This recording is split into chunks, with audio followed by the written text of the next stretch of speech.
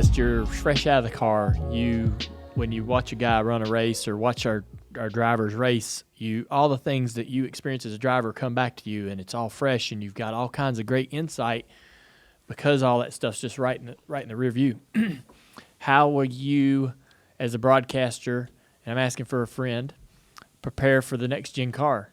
Will you go drive it? So I was wanting to, and it was the plan. I had actually talked to Scott Miller and Fabian about doing that earlier in the season. I was supposed to, weird you say that, my seat was in that car when the pandemic hit. Oh, really? My seat was in the car to test Atlanta after, because we all got off the plane in Atlanta.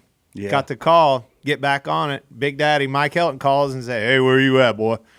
Where's your team at?" I'm like, "We're standing here where everybody's trying to figure out what's going on." "Well, sit right there." I knew it. I was like, "You got to be kidding me."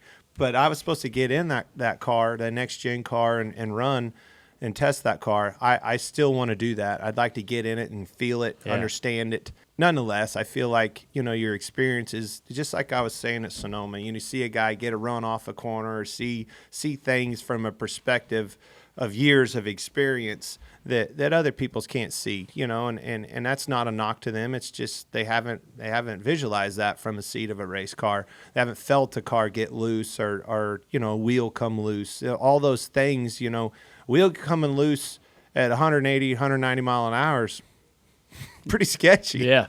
Damn, hope it don't fall off, boy. It's going to hurt, right? That hurt, what do you mean hurt? We know how, hell, he knows better than anybody. That's a level that of an experience that only we can share with somebody. So it's our job to make sure that we convey that to a fan and at the end of the day, enjoy what they're seeing. Yeah. I hope we can create opportunities for us to get in those cars, though, so we can at least go, all right, this is what acceleration feels like. This is what the rack feels like, the steering. But you got to be careful what you ask for. You do know what O'Donnell wanted us to do.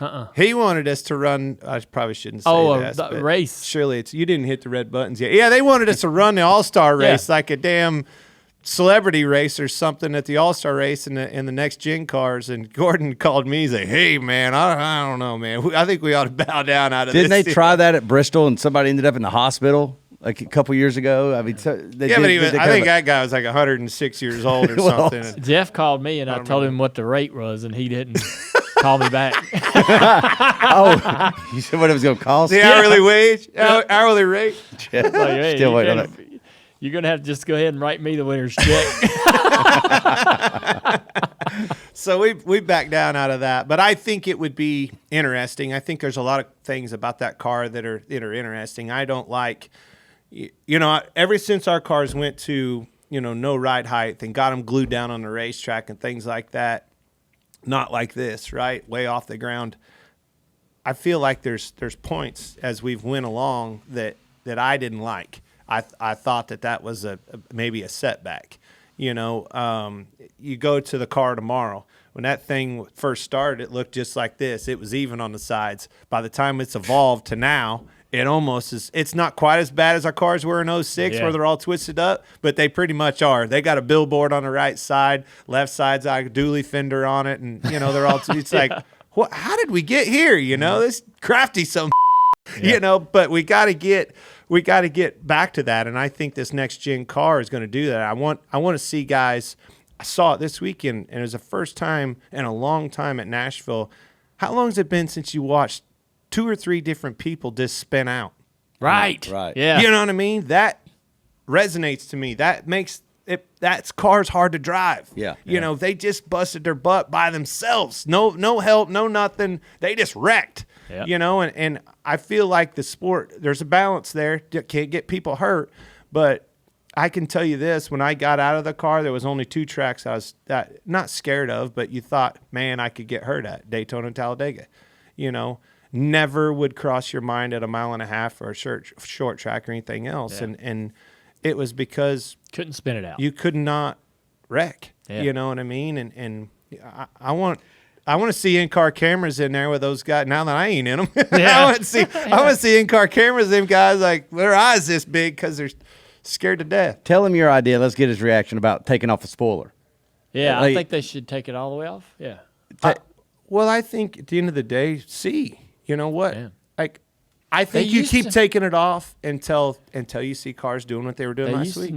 They used to race cars in the 70s without spoilers. We used to, when I first started in this sport, without fail, there was at least one car that would wreck in qualifying by themselves. Yeah. I'm not saying we got to go back to destroying cars and wrecking and stuff like that, but I feel like they have to get to a point where they're that hard to drive.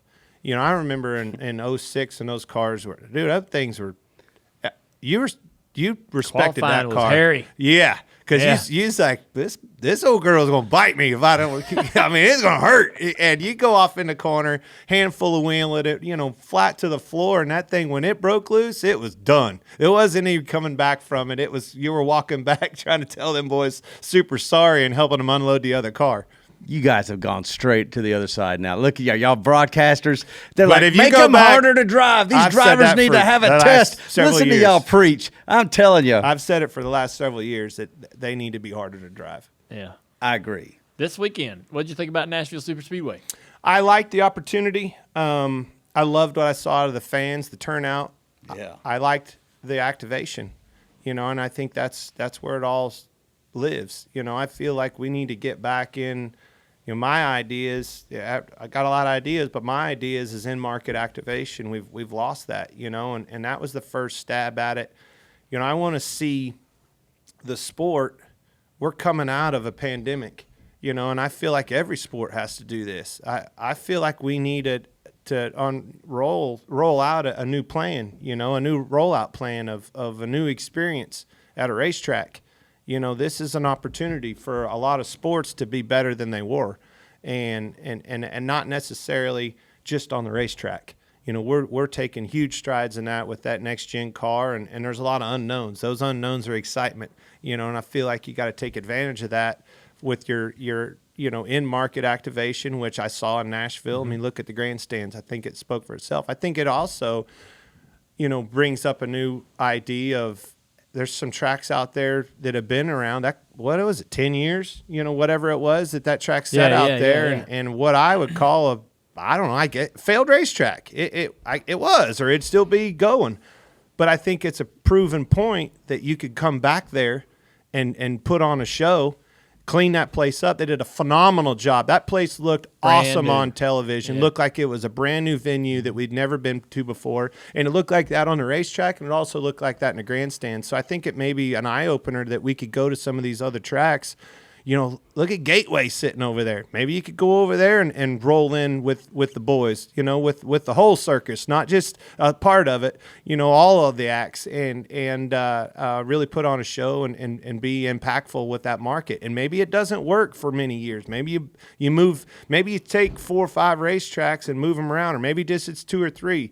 But I love what they're doing in NASCAR, finally swinging the bat and taking some chances. I think that's going to be a huge momentum gain for us, and again, going back to the in-market activation, that's where it all, you know, those people got to know you're in town, and have to know that it's going to be something that they haven't seen in a long time. Life is best lived in motion. And that's why Tire Pros gets you ready for all your driving adventures. Whether it's along corners and curves, across city and state lines. Because we're more than just tires. We're auto care too.